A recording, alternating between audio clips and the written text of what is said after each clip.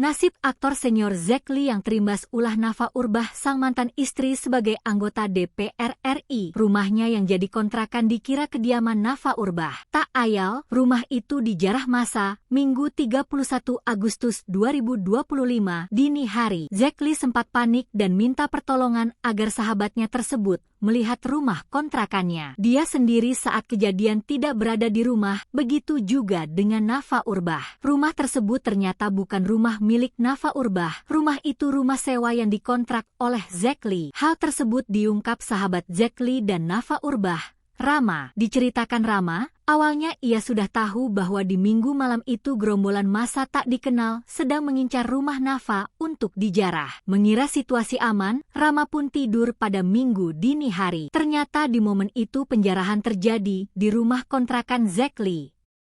Rama pun terkejut saat ditelepon oleh Zack Lee sembari curhat. Diketahui Zack Lee, penjarahan di kontrakannya terjadi 2 kali. Meski sempat syok, Zack Lee masih bersyukur dengan kondisi rumahnya yang dijarah, sebab barang-barang elektronik berharga tidak ikut diambil massa.